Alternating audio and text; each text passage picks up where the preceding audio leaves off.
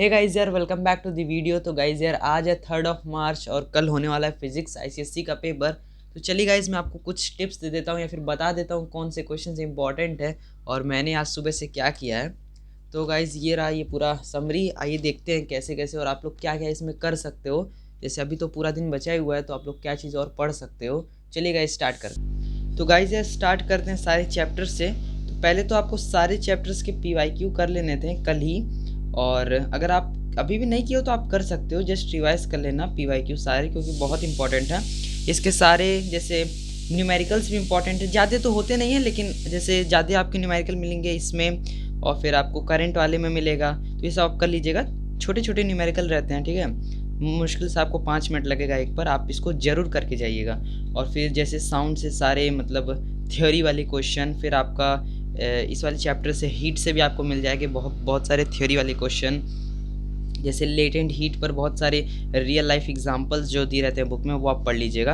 Radio activity guys बहुत important chapter है, इससे आप जो है न्यूक्लियर वेस्ट का डिस्पोजल पढ़ लीजिएगा, वो आता ही आता है, ठीक है। फिर उसके बाद इसमें भी काफ़ी सारी चीज़ें जैसे इक्वेशन वाले हैं, फिजन फ्यूजन का रिएक्शन वगैरह देख लीजिएगा, ठीक है।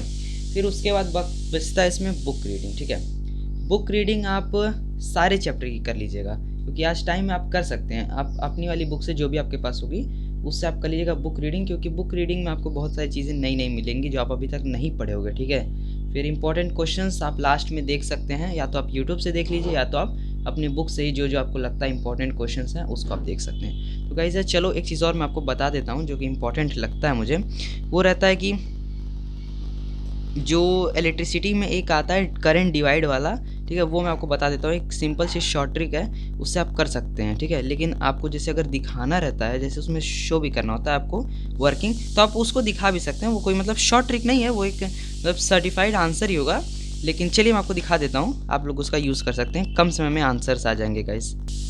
गाइस देखिए वो शॉर्ट ट्रिक ये है, जैसे आपको किसी क्वेश्चन में दिया रहता है, मैं आपको यहाँ बना के दिखा दे रहा हूँ। जैसे गाइस देखिए, ये आपको एक वायर ऐसे गया रहेगा, इसमें एक रजिस्टर लगा होगा, और फिर यहाँ से जो है एक लाइन इधर होगी, एक लाइन इधर आई होगी, ठीक है गाइज। और इसमें भी जो है एक रजिस्टर इधर और एक जो है ये नीचे वाले में, ठीक है। ऐसे आपको क्वेश्चंस मिल जाएंगे, क्योंकि 3 रजिस्टर वाले क्वेश्चंस जो हैं सिलेबस में हैं शायद से, ठीक है। ऐसे आपको दिया रहेगा, और यहाँ पे मतलब ये ऐसे बैटरी रहेगी, ठीक है। और बैटरी के यहाँ बीच में कुछ नहीं रहेगा, वो गलती से हो गया, ठीक है। तो जैसे कहने का ये मतलब है कि यहाँ सपोज 2 ओम का रजिस्टर है, यहाँ 4 ओम है, और यहाँ 8 ओम ले लेते हैं, ठीक है। ऐसे आपको दिया रहेगा और कहेगा एक करंट गाइज इधर से आ रहा है। पहले आपको हो सकता है कहे कि आप मेन करंट निकालिए, तो आप सारे को ऐड कर लीजिएगा, मतलब उसके इक्वेलेंस के हिसाब से। जैसे इसको पैरेलल में, इसको सीरीज़ में, फिर जो आएगा इनका पैरेलल का जो आएगा आंसर, उसको आप सीरीज़ में करके बैटरी के वोल्टेज से सपोज 12 वोल्ट की बैटरी है, ठीक है, इससे जो आपका आएगा। और इंटरनल रेजिस्टेंस भी है, वो तो अलग की बात है, वो भी बताऊंगा मैं। लेकिन आपको सबसे पहले कहेगा करंट निकाल लीजिए। करंट सपोज आपका कुछ भी आ जाता है, सपोज मैं यहाँ पे 3 लेता हूँ गाइस, ये आंसर नहीं है, ये मैं ऐसे लिया, ठीक है।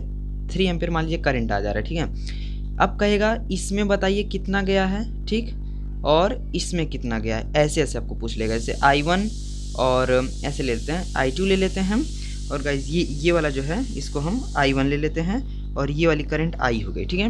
अब कहेगा इसमें जो ये वाला गया इसका आप निकालिए, मतलब 4 ओम रजिस्टर में कितना करंट जा रहा है और 8 में कितना जा रहा है, ऐसे निकालिए। तो उसका एक शॉर्ट ट्रिक ये है कि ये वाला आप लोग देखिएगा, I1 को आप ऐसे निकाल सकते हैं, R2 रजिस्टर को डिवाइड कर दें R1 प्लस R2 के सम से, ठीक है, और मल्टीप्लाई कर दें टोटल करंट से। अगर आपको टोटल अगर मान लिया आपको ये दोनों दिया है, मतलब I1 I2 दिया है और ये रजिस्टर दिया है, तो आप टोटल करंट भी निकाल सकते हैं यहीं से गाइस। देखिए ये वाले फार्मूला से, आप ये फार्मूला याद रखिएगा, ठीक है। ये आपको मिल जाएगा, नेट पर भी मिल जाएगा, मुझे इंपॉर्टेंट लगा तो मैंने आपको दिखा दिया। जैसे इसको आप वैल्यूज़ जब पुट करेंगे ना, जैसे आपको I1 निकालना है, ठीक है। I1 के लिए क्या दिया था गाइज, वहाँ पे दिया R1 by R1 plus R2 into total current, ठीक है। और अगर आपको I2 निकालना होगा तो वहाँ पे आप R2 by R1 plus R2 करेंगे, ठीक है, इंटू आप मल्टीप्लाई कर देंगे I से। तो ये वाला फॉर्मूला याद रखिएगा, ये इंपॉर्टेंट है, ठीक है। और ये आप तभी अप्लाई करिएगा जब आपके पास ऐसे 2 हों, ठीक है। और ज़्यादा होते तो फिर आपको मैं बता दे रहा हूँ एक और आसान तरीका। तब ये आपका ट्रेडिशनल मेथड नहीं था गाइस। ट्रेडिशनल मेथड ऐसे है, कि आप पहले इन दोनों के इक्विवेलेंस में, जैसे पोटेंशियल डिफरेंस तो दोनों में सेम ही रहेगा, तो आप वो निकाल लीजिए, ठीक है। उसके बाद एक एक रजिस्टर को लीजिए, पोटेंशियल डिफरेंस से आप मतलब कैलकुलेशन करेंगे V is equal to IR से, तो आपको पोटेंशियल डिफरेंस पता है और ये आपको रेजिस्टेंस पता है एक एक, ठीक है।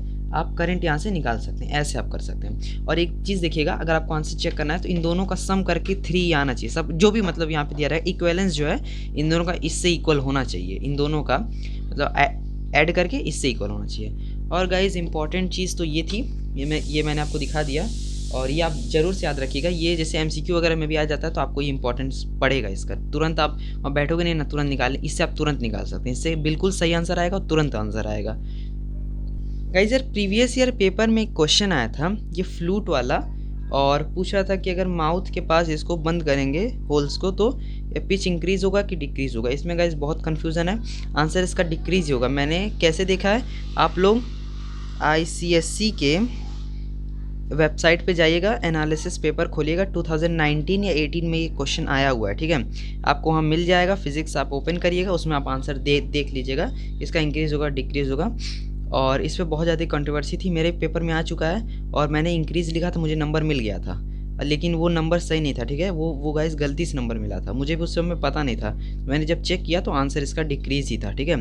तो मतलब ऐसा आप लोग मत करिएगा, आंसर इसका डिक्रीज़ होगा, आप पेपर में चेक कर सकते हैं, इसलिए मैं आपको बता दिया।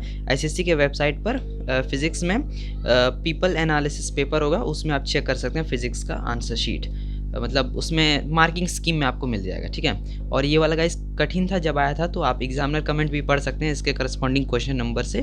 तो और गाइस एक और इम्पॉर्टेंट क्वेश्चन है गाइस, एक और क्वेश्चन आया था मेरे प्री बोर्ड पेपर में, जो कि था, ये भी गाइस 2019 के पेपर में आया था। ये वाला था क्या, इधर रहा, हाँ, when lens is placed in water instead of air how does it focal length change.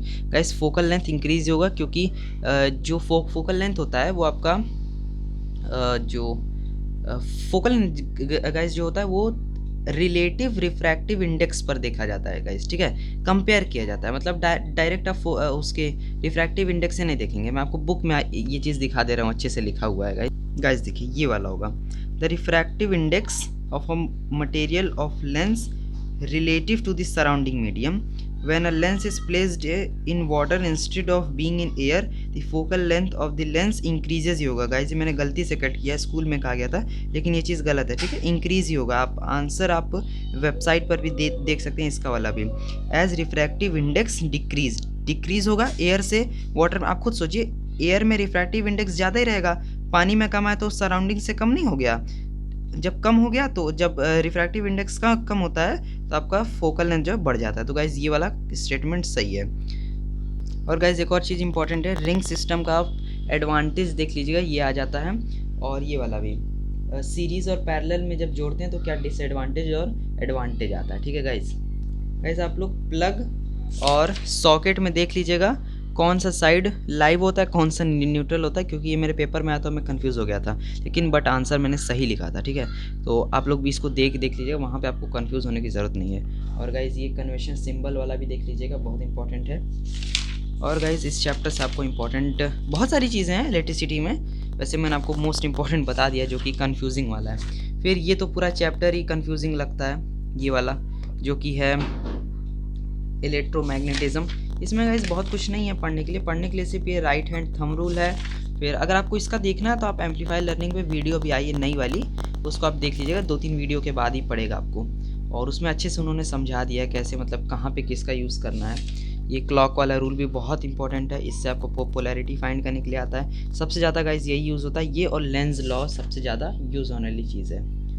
और गाइज इधर तो और कुछ नहीं इंपॉर्टेंट है, जैसे मैंने उस वीडियो में बताया था पिछली वाले कि आपको DC मोटर, AC जनरेटर और सबका आपको प्रिंसिपल देख के जाना है, और वेज ऑफ इंक्रीजिंग भी आप लोग देख लीजिएगा, जैसे इंक्रीजिंग स्पीड वगैरह, ठीक है।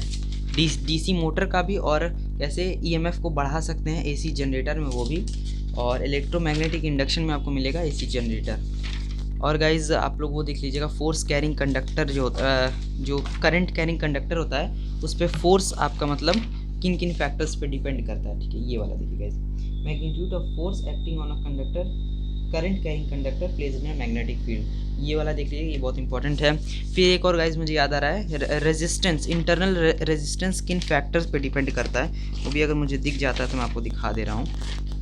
पीछे वाले चैप्टर में ही होगा गाइज, ये होगा इस वाले चैप्टर में। ये गाइज बहुत इंपॉर्टेंट है ये वाला, क्योंकि ये भी मेरे पेपर में आया था।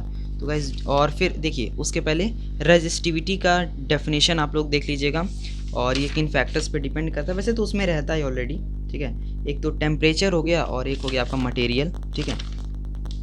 फिर IV ग्राफ और VI ग्राफ, ठीक है, उसको देख लीजिएगा। ये बुक में ये कुछ गलत यहाँ पे दिया हुआ है, इसको मत देखिएगा। अगर आपके पास ये वाली बुक है, रतन सागर है, नई वाली, ठीक है, इसमें कुछ चीज़ें गलत भी दी गई हैं। और हाँ, एक चीज़ और मैं आपको बता दे रहा हूँ, जो कि था हाँ गाइस, ये रहा internal resistance, factors affecting the internal resistance वाला। ये तीनों पॉइंट आप लोग देख लीजिए स्क्रीनशॉट लेकर के, ठीक है, ये बहुत इंपॉर्टेंट है। फिर ये वाला जो है ये, हाँ ठीक है, इसको मैं थोड़ा सा समझा दे रहा हूँ आपको, ईजी है, देख लीजिए, 2 मिनट लगेगा देखने में। क्वेश्चन जैसे आपको क्या आता है मैं आपको बता दे रहा हूँ। ये आपको जो है ऐसे दिया रहेगा एक रजिस्टर, वैसे काफ़ी सारे रहेंगे उसमें, मैं आपको सिर्फ बताने के लिए बता रहा हूँ, दिखाने के लिए बता रहा हूँ, ठीक है। ऐसे रहेगा, ये कह देगा 5 वोल्ट का है, या फिर 5 इसका मतलब EMF इसका 5 है, तो आप 5 वोल्ट ही देखिएगा, वो वोल्ट ही लिखा रहेगा।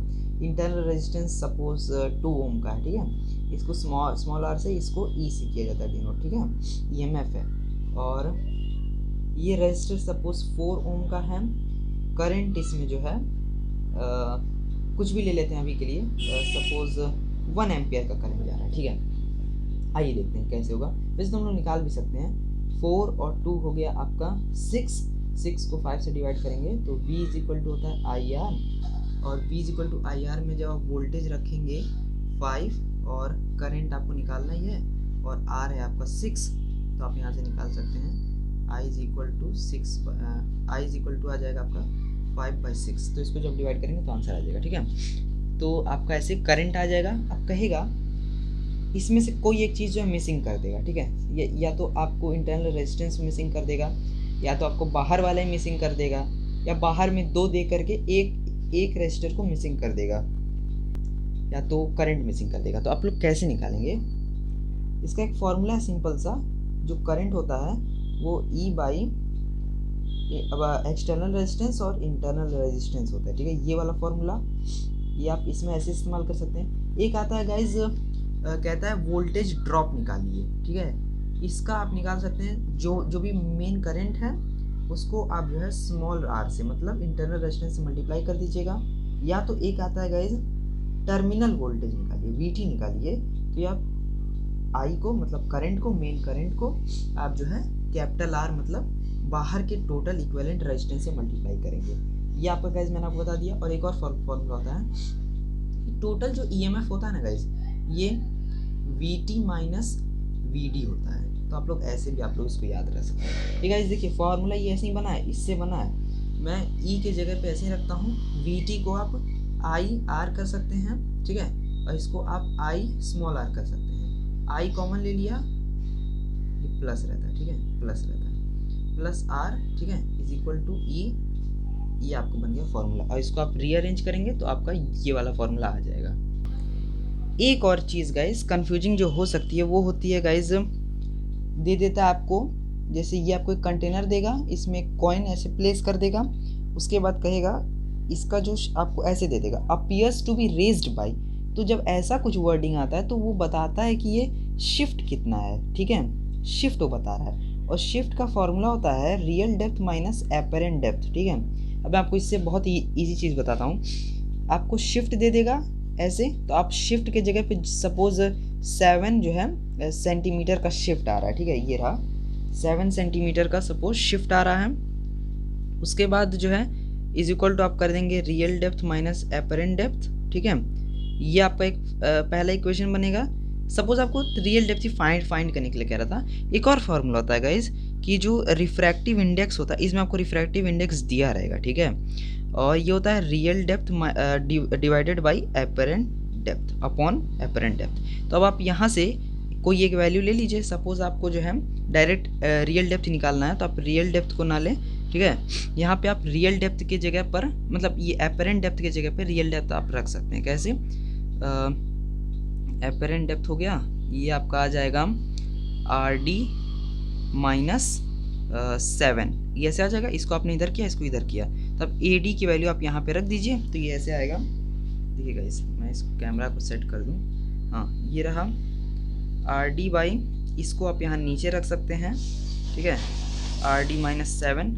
अब इसको आप क्रॉस मल्टीप्लाई करके आप सॉल्व कर सकते हैं, मतलब रियल डेप्थ निकाल सकते हैं। हाँ गाइस, इसकी वैल्यू आपको पता रहेगी, इसको म्यू कहते हैं, ठीक है, रिफ्रैक्टिव इंडेक्स। तो इसकी आपको वैल्यू पता रहेगी, ठीक है। सपोज 4/3 हो सकता है, तो ऐसे आप करिएगा 4/3 is equal to RD by RD minus 7।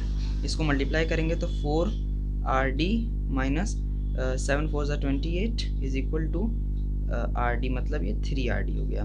अब 1RD इज इक्वल टू 2, ये आपका क्या बचा था, 28 बचा, ठीक है। तो RD की वैल्यू आ गई 28 सेंटीमीटर। गाइस ऐसे आप निकाल सकते हैं। और आपको अगर एपरेंट डेप्थ निकालना है तो इसकी वैल्यू आप जो है, मतलब सिंपल है, जो इक्वेशन आप सॉल्व करते हैं ना वैसे ही करिएगा, आंसर आ जाएगा गाइस। तो ऐसे किया जाता है गाइस। इस टाइप के क्वेश्चन बहुत ईजी था। और अगर आपको वो वाला, मतलब एक और जो तरीका होता है बुक में, उसको भी आप फॉलो कर सकते हैं। वैसे गाइस ये मैंने देखा था यूट्यूब से, ठीक है। तो ऐसे काफ़ी सारी चीज़ें हैं जो आप ध्यान रख सकते हैं। ऐसे क्वेश्चंस गाइस आपको मिल जाएंगे लगभग 3 से 4 नंबर में मिल जाएगा, ठीक है। ऐसे भी क्वेश्चन आपको गाइस 3 से 4 नंबर में। फिर गाइस एक और क्वेश्चन होता है जो कि मुझे याद नहीं आ रहा है, वो हाँ वो वाला जिसमें आपको साइन कन्वेंशंस रखना होता है। एक चीज़ मैं आपको बता दूंगा, इस कॉन्वेक्स लेंस और ये हो गया आपका कॉनकेव लेंस, इसका फोकल लेंथ हमेशा पॉजिटिव लेंगे, इसका फोकल लेंथ हमेशा निगेटिव लेंगे, ठीक। ऑब्जेक्ट डिस्टेंस दोनों में निगेटिव ही रहेगा, ठीक। V जो है हमेशा जो है, देखिए इसमें अगर बन रहा है तो हमेशा पॉजिटिव बनेगा, ठीक है। एक केस हो सकता है वो वाला जिसमें फोकस और ऑप्टिकल सेंटर, तो वो बता देगा आपको क्वेश्चन में अगर ऐसा कुछ रहेगा तो, ठीक है गाइस। या फिर आपको हिंट उसमें दे दिया जाएगा क्वेश्चन में ही। और इसमें जो V रहता है ये हमेशा निगेटिव रहता है। तो ऐसे आप करके जो मतलब बना सकते हैं, ऐसे आप क्वेश्चन बना सकते हैं, बहुत ईजी। अगर आप सही साइन लेंगे तो आपका आंसर एकदम सही आएगा।